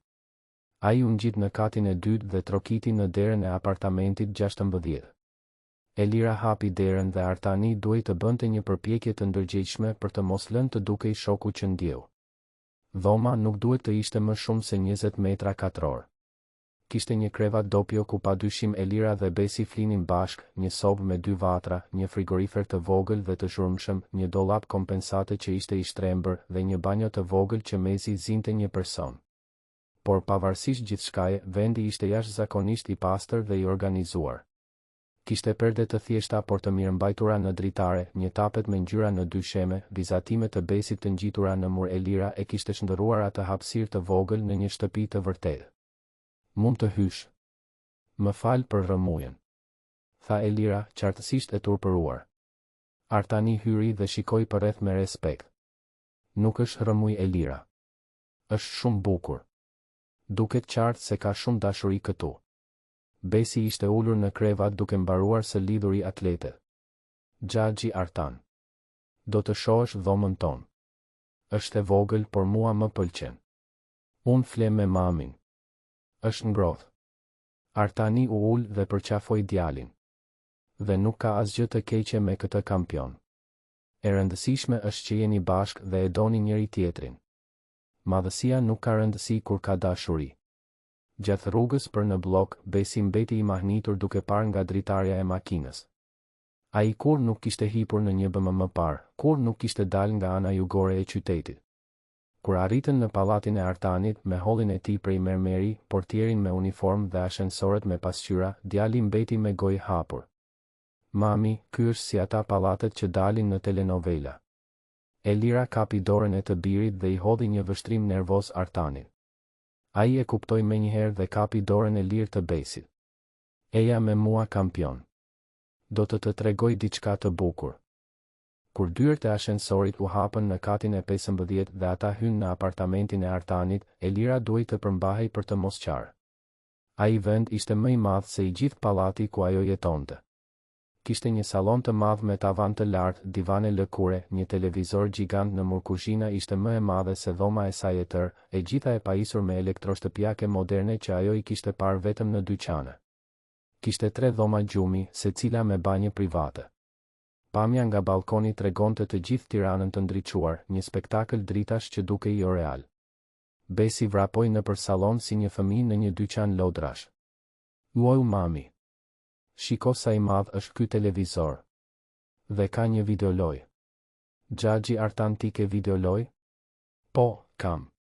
Dhe mund të luash sa të duash ndërsa unë përgatis darkën. Ndërsa Besi u rehatua në divan me pultin e videolojës, Artani e çoi Elirën në kuzhinë.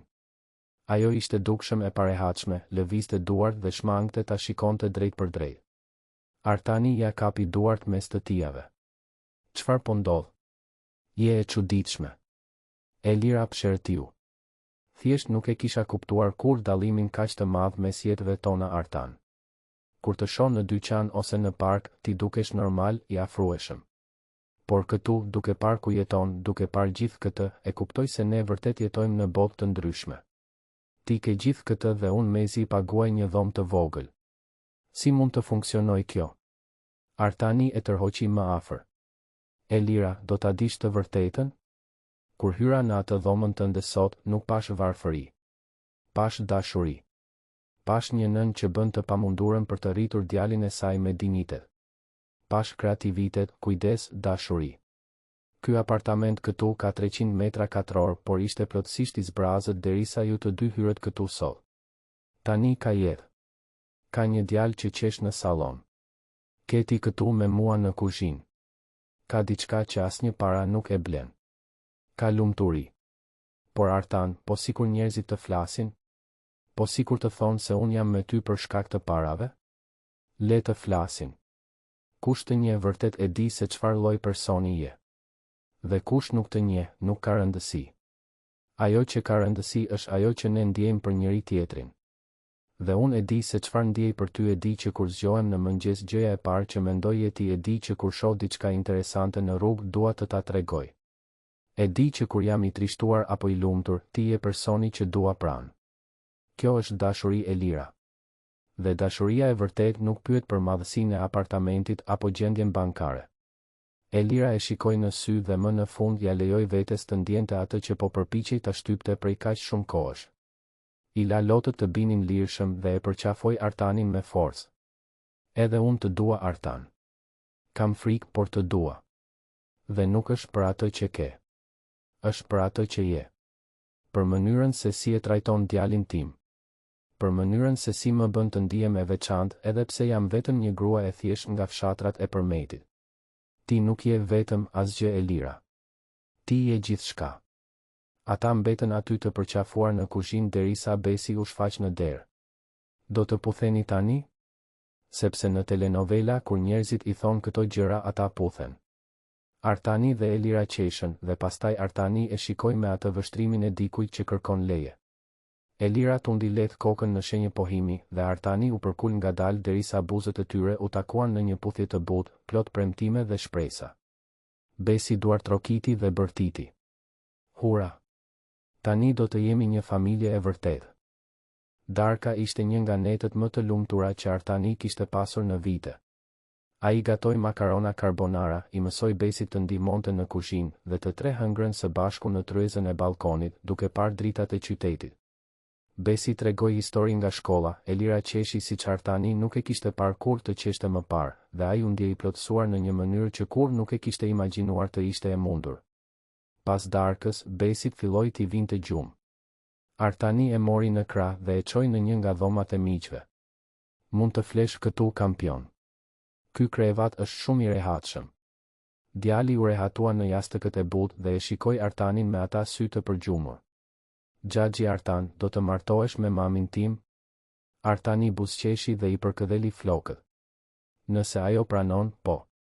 Dhe nëse më lejon edhe ti. Të lejoj. Unë dua të kem një baba. Të gjithë djemtë në shkollë kanë baba. Doja të kisha edhe unë një. A mund të jesh babai im, Xhaxhi Artan? Artani ndjeu një lëmsh në fy. Do të doja shumë të isha babai yt, Besi. Nëse mami yt pajtohet, unë do të jem babai më i mirë që mund të jem për ty. Dhe do të jetosh me ne? Nëse doni, ju mund të jetoni këtu me mua. Ky apartament ka vend mjaftueshëm. Dhe kështu mund të luash videolojra çdo ditë. Besi buzëqeshi dhe mbylli sytë. Do të ëndërroj për këtë. Artani mbeti aty ulur në cep të krevatit derisa u sigurua se Besi po flinte. Pastaj u kthye në salon ku Elira e priste ulur në divan. Ajo kishte dëgjuar të gjithë bisedën dhe po qante në heshtje. Ai do që ti të jesh baba i tij, tha ajo kur Artani u ul pranë saj. Dhe unë gjithashtu dua. Por Artan, kjo është shumë e shpejtë. Ne sapo kemi filluar të dalim dhe tashmë po flasim për të jetuar bashkë, për të martuar. E di që është e shpejtë. Por e di se çfarë kam mësuar këto muajt e fundit. Se kur gjem personin e duhur, ti thjesht e di. Nuk ke nevojë për vite lidhjeje për ta kuptuar. E di që të dua. E di që e dua Besin. E di që dua të kaloj pjesën tjetër të jetës sime me ju të dy. Dhe nëse ke nevojë për kohë për të siguruar, unë pres. Por siguria ime tashmë ekziston. Elira mori frym thellë. Edhe unë jam e sigurt, Artan. Jam e tmerruar, por jam e sigurt. Vetëm se kam nevojë që ti të kuptosh diçka. Unë dhe Besi jemi një pako. Ai është prioriteti im. Gjithmonë do të jetë. Nëse martohesh me mua, po merr përsipër edhe një fëmijë. Një fëmijë që nuk është i yti nga gjaku, por që do të ketë nevojë për ty sikur të ishte. E kuptoj plotësisht. Dhe unë e dua këtë. Dua të jem baba i Besit. Dua të jem burri yt. Dua të ndërtoj një familje me ju. Dhe dëgjo, e di që nuk do të jetë e lehtë. Do të ketë sfida. Por jam i gatshëm t'i përballoj të gjitha këto për krah teje. Javët në vijim ishin të përgatitjes. Artani filloi të rinovonte një nga dhomat e apartamentit për ta bërë dhomën e Besit. Bli krevat të ri, një dollap, një tavolinë shkrimi për të bërë detyrat e shtëpisë. E mbushi dhomën me lodra, por u kujdes të mos e tepronte, të mos e llastonte shumë djalin. Donte që Besi të kuptonte vlerën e gjërave, nuk donte që ai të bëhej një fëmijë i llastuar vetëm sepse tani kishte akses në më shumë burime. Elira, nga ana e saj, pati biseda të gjata me Besin duke i shpjeguar ndryshimet që do të ndodhnin në jetën e tyre. Djali ishte i lumtur me idenë e të pasurit një baba të vërtetë dhe të jetuarit në një apartament të madh, por Elira u kujdes t'i shpjegonte se më e rëndësishmja nuk ishte apartamenti apo lodrat, por dashuria që kishin për njëri tjetrin. Artani gjithashtu pati një bisedë serioze me nënën e tij, nëna Dritën. I çoi Elirën dhe Besin për ta takuar një të diel pasdite. Zonja Gjirokastrite i priti të tre me një drekë tradicionale, qifqi dhe revani si ëmbëlsirë. Ajo vëzhgoi me vëmendje ndërveprimin mes Artanit dhe Elirës, mes Artanit dhe Besit, dhe në fund të pasdites, kur Elira shkoi në banjë me Besin, ajo e tërhoqi të birin në një cep të sallonit. Kjo është një grua e vërtet, biri im. Nuk është si ajo Valbona që mendonte vetëm për qendra tregtare dhe festa. Kjo ka substancë, ka karakter. Dhe djali është një dashuri. Ti do të jesh një baba i mirë për të. Faleminderit mami. Kam nevojë për bekimin tënd. Ti gjithmonë e ke pasur bekimin tim, biri im. Vetëm mos vono shumë të më sjellësh nëpër Gjirokastrit të vërtetë. Artani qeshi dhe përqafoi nënën. Sa herë që nëna Drita njihte një të dashur të re, bënte të njëjtën shaka për nipërit. Por këtë herë, për herë të parë, Artani vërtet mund ta imagjinonte veten duke pasur fëmijë. Me Elirën. Duke zgjeruar familjen. Nëntori u bë dhjetor dhe Tirana filloi të përgatitej për Krishtlindje. Dyqanet vendosën dekorime, qendrat tregtare ngritën pemë të mëdha, rrugët fituan drita me ngjyra. Ishte koha e preferuar e Besit dhe ai nuk pushonte së foluri për Krishtlindjet që po afroheshin. Artani pati një ide.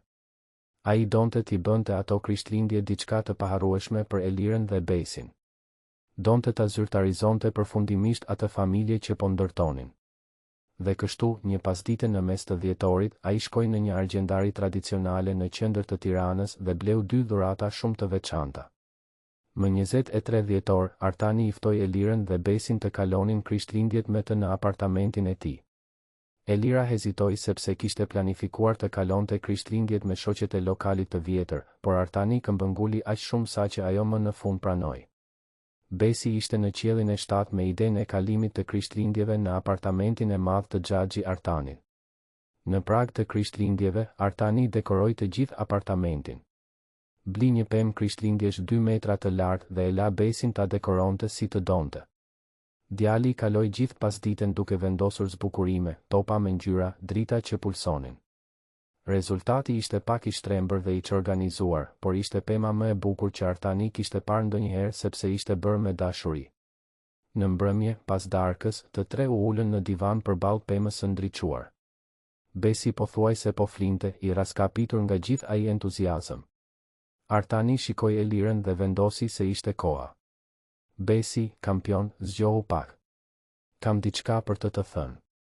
Djali hapi sytë e përgjumur. Çfarë është xhaxhi Artan? Artani nxori një kuti të vogël nga xhepi dhe u ul në gjunjë para Besit. E mban mend atë bisedën që bëm ditën tjetër? Për mua që të bëhem baba yt? Doja të dija nëse ende e do këtë.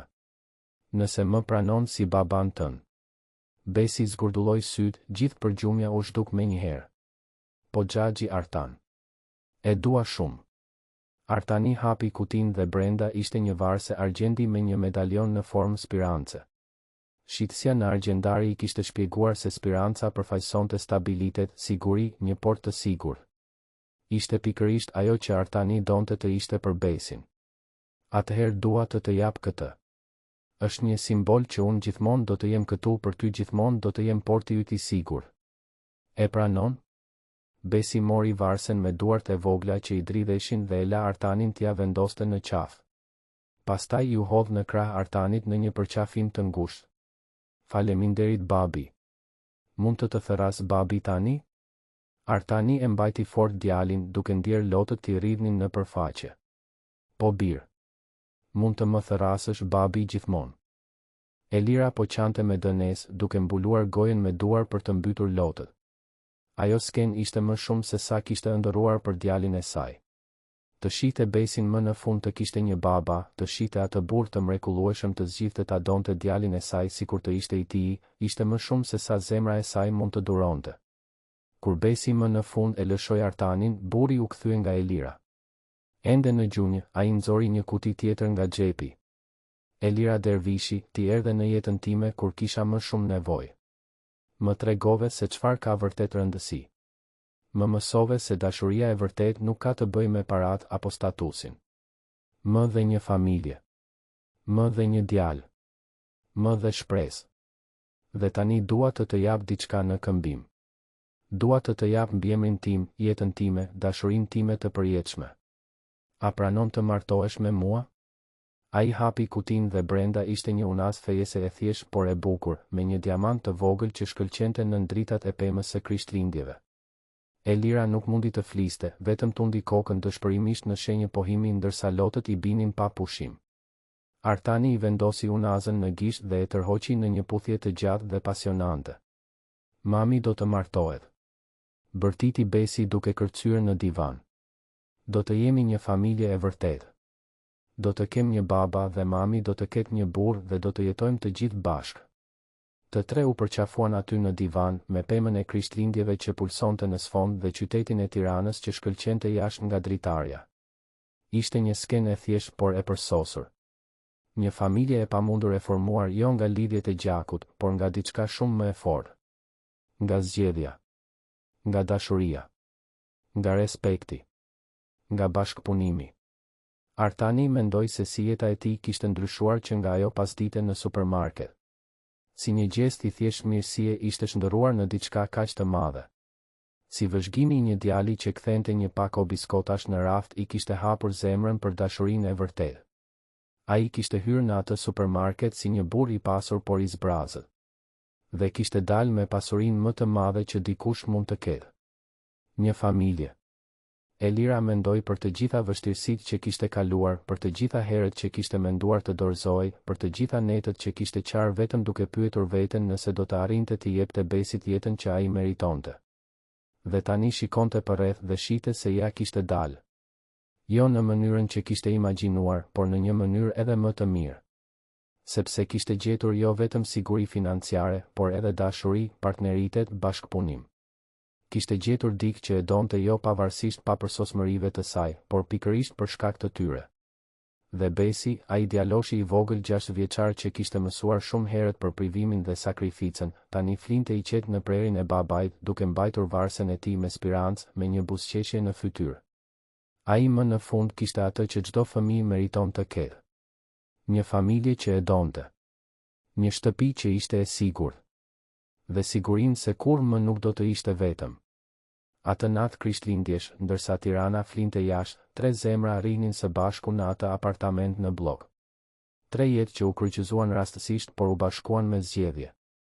3 shpirtra që gjetën të njëri tjetri atë që kërkonin prej kaq shumë kohësh.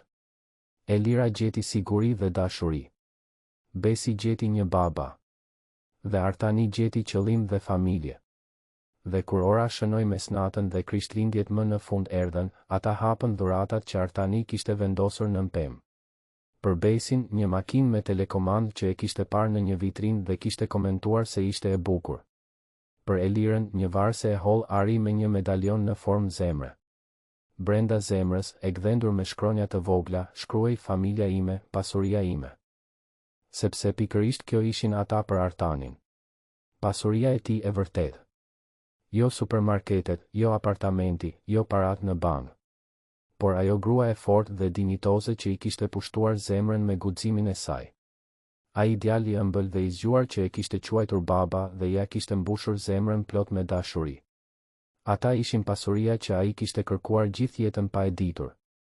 Dhe Elira, duke parë unazën në gisht, djalin që flinte në prerin e Artanit, jetën që ishte ndërtuar pas kaq shumë vuajtjesh, më në fund kuptoi diçka. Se ndonjëherë jeta na merr gjithçka për të na dhënë pikërisht atë që na duhet. Se ndonjëherë duhet të prekësh fundin për të ngritur vërtet. Se ndonjëherë bekimet më të mira vijnë të maskuara si rastësi në një korridor supermarketi. Ajo kishte shkuar në atë supermarket atë pasdite vetëm për të bler oriz dhe fasule. Kishte dalë prej andej me shumë më tepër. Kishte dalë me shpresë. Me një shans të dytë. Me një të ardhme. Dhe tani, muaj më vonë, kishte një familje të plot, një shtëpi të vërtet dhe një dashuri që as nuk e dinte se ishte e mundur të ekzistonte. Atë agim Krishtlindjesh, me Besin që flinte mes tyre në divan, Artani dhe Elira mbetën zgjuar duke biseduar për të ardhmen. Për martesën që planifikonin ta bënin në gjendjen civile pas disa muajsh, pa festë të madhe, vetëm në prani të familjes dhe miqve më të afërt. Për mundësinë e të pasurit më shumë fëmijë në të ardhmen, vëllezër e motra për Besin. Për regjistrimin e Besit në një shkollë private ku ai mund të kishte më shumë mundësi. Për Elirën që të bënte një kurs universitar nëse donte. Për të udhëtuar nëpërmjet gjatë pushimeve që Besi të njihte vendin ku lindi nëna e tij. Ishin plane të thjeshta por plot kuptim. Plane të njerëzve që besojnë te e nesërmja. Të njerëzve që kanë ndërtuar diçka të fortë dhe të vërtetë mbi një bazë dashurie dhe respekti të ndërsjellë. Dhe ndërsa bënin këto plane, me dritat e pemës së Krishtlindjeve që reflektoheshin në fytyrat e tyre, të dy kishin sigurinë absolute për një gjë. Se kishin gjetur te njëri tjetri kuptimin e vërtetë të jetës. Nuk ishte te gjërat materiale, nuk ishte te suksesi profesional, nuk ishte te llogaria bankare. Ishte aty, në atë divan, në atë përqafim, në atë moment. Ishte te familja që kishin zgjedhur të formonin së bashku. Dhe kur dielli filloi të lindte në Tiranë atë mëngjes Krishtlindjesh, duke ndriçuar qytetin me rrezet e para të arta, Artani shikoi nga dritarja dhe buzëqeshi. Ishte një ditë e re. Një fillim i ri. Një jetë e re. Dhe ai nuk ishte më vetëm. Kishte një grua pranë tij që e donte vërtet. Kishte një djalë që e quante baba me krenari. Kishte një familje që ishte pasuria e tij e vërtetë. Dhe në thellësi të zemrës, Artani falenderoi në heshtje që kishte hyrë në atë supermarket atë pasdite. Që kishte kushtuar vëmendje. Që kishte pasur guximin të ndihmonte. Që kishte lejuar zemrën e tij të hapej për dashurinë. Sepse ndonjëherë gjithçka që na duhet është një gjest i vogël mirësie për të ndryshuar plotësisht rrjedhën e jetës sonë. Dhe ai e kishte bërë atë hap. Dhe tani po korte shpërblimet në një mënyrë që kur nuk e kishte imagjinuar të ishte e mundur. Elira, duke ndier vështrimin e Artanit mbi të, hapi sytë dhe buzëqeshi. Mirëmëngjes burri im i ardhshëm. Mirëmëngjes gruaja ime e ardhshme. Gëzuar Krishtlindjet. Gëzuar Krishtlindjet dashuri. Krishtlindjet më të bukura të jetës sime. Dhe ndërsa Besi ende flinte i qetë mes tyre, Artani dhe Elira e vulosën atë moment me një puthje të butë dhe plot premtime. Premtime dashurie të përjetshme, shoqërie, familjeje, jetë të ndërtuar së bashku. Premtime që ata e dinin se do t'i mbanin, sepse dashuria e tyre nuk ishte një dashuri e bazuar në iluzione apo fantazi. Ishte një dashuri e vërtet, e testuar nga jeta, e forcuar nga vështirësitë dhe pikërisht për këtë e pathyeshme. Dhe kështu, në atë apartament në blok, në një mëngjes Krishtlindjesh në Tiranë, 3 jetë që fati i bashkoi u shndërruan përfundimisht në një familje. Një familje që provonte se dashuria e vërtet nuk njeh barriera sociale, nuk pyet për dallimet financiare, nuk i intereson se nga vjen. Dashuria e vërtet interesohet vetëm se kush je, për madhësinë e zemrës tënde, për aftësinë tënde për të dashur dhe për t'u dashur. Dhe ajo dashuri, e lindur në një korridor supermarketi mes një pakoje biskotash dhe një gjesti mirësie, ishte shndërruar në historinë më të bukur të dashurisë që ai qytet kishte parë. Një histori që provonte se mrekullit ndodhin çdo ditë për njerëz të zakonshëm në vende të zakonshme. Mjafton të kesh syt hapur për të parë, zemrën hapur për të ndjerë dhe guximin e nevojshëm për të vepruar.